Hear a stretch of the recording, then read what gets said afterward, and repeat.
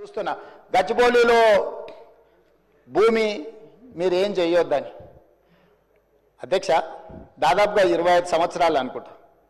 25 సంవత్సరాల క్రితం బిల్లీరావు అనే వ్యక్తికి ఒక ప్రైవేట్ వ్యక్తికి ప్రైవేట్ సంస్థకు ఆ భూమి కేటాయించారు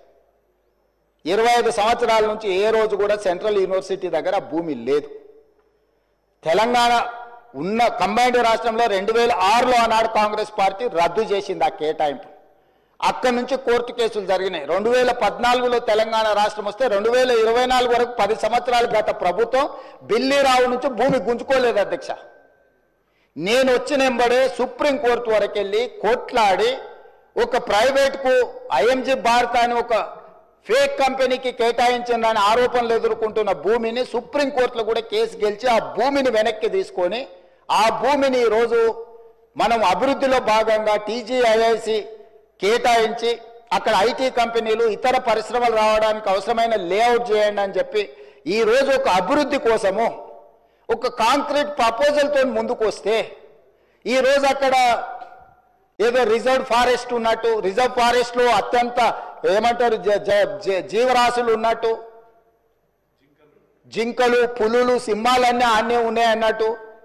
జింకలు పులులు సింహాలు లేవు అధ్యక్ష ఆ చుట్టుముట్టుతో కొన్ని గుంటనక్కలు చేరి ఇట్లా వ్యవహరిస్తున్నాయి అధ్యక్ష గుంటనక్కలకు గుణపాఠం చెప్తాం అధ్యక్ష అది తూటాలు పెట్టి కొట్టిస్తుంది కాబట్టి తెలంగాణ ఏబీవీపీ రోజు హెచ్సీ విద్యార్థులకు సహకరిస్తుంది ఈ రోజు తెలంగాణలో ఈ యొక్క నిర్ణయం వెనుక తీసుకోకపోతే అఖిల భారతీయ విద్యార్థి పరిషత్ అనేక ఉద్యమాలకు తెరదీస్తుందని వీలైతే సెక్రటేరియట్ ప్రగతి భవన్ ముట్టడిస్తుందని చలో హెచ్సీ ఆధ్వర్యంగా ఏబీవీపీ పిలుపునిస్తుంది ఈ రోజు ఈ యొక్క చెట్లు 400 ఎకరాలు దానిలో చెట్లు ఈ జింకలు లేవు అంటారు నక్కలు అంటారు జింకలు లేకపోతే విద్యార్థులు అందరూ రోజు చూస్తున్నాయండి రేవంత్ రెడ్డి రోజు వచ్చి చూస్తుండా ఈ యొక్క ల్యాండ్లలో జింకలు కాదు గుంట నక్కలు అంటుండు ఎవరు గుంట నక్కలు విద్యార్థుల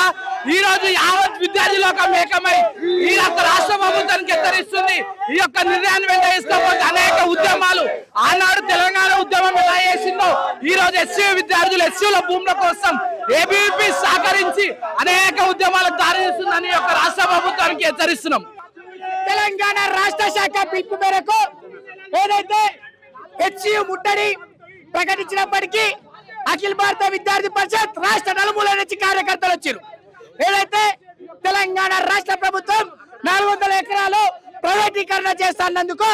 అఖిల భారత విద్యార్థి పరిషత్ కార్యకర్తలు హెచ్సీలో చదువుతున్నటువంటి ప్రతి ఒక్క విద్యార్థులు దాన్ని వ్యతిరేకించినప్పటికీ ఏదైతే ఈ తెలంగాణ రాష్ట్ర ప్రభుత్వం ఉన్నటువంటి ముఖ్యమంత్రి ఇది 100% ప్రైవేటీకరణ చేస్తానన్నారు కానీ ఈ రోజు ముట్టడించాం ఇదే మొండి వైఖరి తోటి నువ్వు ఇది యూనివర్సిటీ ప్రభుత్వ భూములు లాక్కుంటే మాత్రం అఖిల భారత విద్యార్థి పరిషత్ ఊరుకోదు ఆనాడు అగ్రికల్చర్ యూనివర్సిటీలో కూడా ఇదే పరిస్థితి ఉంది హైకోర్టు కేటాయించడం ఈ రోజు అదే విధంగా హైదరాబాద్ సెంట్రల్ యూనివర్సిటీ భూములను కూడా ఆక్రమించడానికి ట్రై చేస్తున్నాం బయట ఎంతో మంది మినిస్టర్లు ఎమ్మెల్యేలు ఎన్నో ల్యాండ్ కబ్జాలు చేస్తున్నారు వాళ్ళ మీద పడు ముందెళ్ళి ఇదే మొండి వైఖరిగా నువ్వు చూపిస్తే అఖిల భారత విద్యార్థి పరిషత్ నీ ప్రగతి భవన్ గురించి కాదు ఆఖరికి నీ సెక్రటరీ ముట్టడించాలైనా సరే ఎన్నికలని చెప్పి హెచ్చరించడం ఏదైతే ఈ 400 ఎకరాల భూమిని ఈ రేవంత్ రెడ్డి ప్రభుత్వం మరియు కాంగ్రెస్ దగుల్బాజీ ప్రభుత్వం లాక్కోవడం జరిగింది మరి చూసుకున్నట్లయితే ఈ ల్యాండ్ లో అనేకమైన యానిమల్స్ యొక్క హ్యాబిటేట్ ఏర్పాటు చేసుకొని నివసిస్తా ఉన్నాయి దాదాపు 700కి పైగా ఈకో సిస్టమ్ దాదాపు 700 పైగా చెట్ల జాతులు మరియు 27కు పైగా జంతు జాతులు ఇక్కడ నివసిస్తా ఉన్నాయి మరి వాటికి ఇల్లు లేకుండా చేయడం ఎంతవరకు కరెక్ట్ మరి హైదరాబాద్ కి ఈ ఓవరాల్ హైదరాబాద్ కి ఊపిరితిత్తుల్లో ఉన్నాయి ఈ యొక్క 400 ఎకరాల అడవిని ఎలా నాశనం చేస్తున్నారు అనే ఈ సందర్భంగా ఏబీవీపీ తరఫున మేము ప్రశ్నిస్తున్నాం ఒకవేళ కనుక 400 ఎకరాల ఫారెస్ట్ కనుక లేకపోతే ఈ హైదరాబాద్ కి స్వచ్ఛమైన గాలి అందుద్దా అన్నదని నేను చెప్తా ఉంటున్నాను ఇక్కడ ఎవరైతే ఏబీవీపీ విద్యార్థి సంఘాలు ఉన్న విద్యార్థి నాయకులని పోలీసులు లాక్కపోవడం జరుగుతుంది శాంతి విధంగా విద్యార్థులు ఎవరైతే ఆందోళన చేస్తున్నారో ఈ విద్యార్థులందరినీ లాక్కపోవడం జరుగుతుంది మనం చూస్తూ ఉన్నాం ఈ విజువల్స్ లో పోలీసు వాళ్ళు విద్యార్థులను మరీ దారుణంగా లాగుతున్నారు క్లియర్ గా మనం విజువల్స్ లో చూస్తున్నాము చూడండి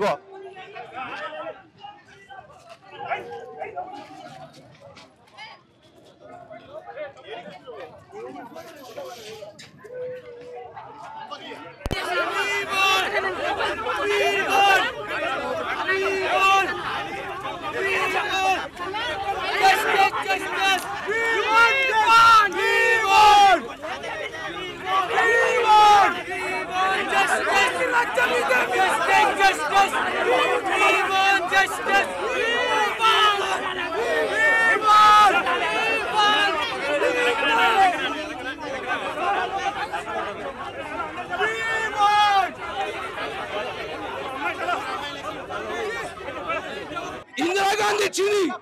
పార్లమెంట్ లో ప్రత్యేక బిల్లు పెట్టి మరి మాకు ఇది వచ్చింది. ఇది విద్యార్థుల హక్కు.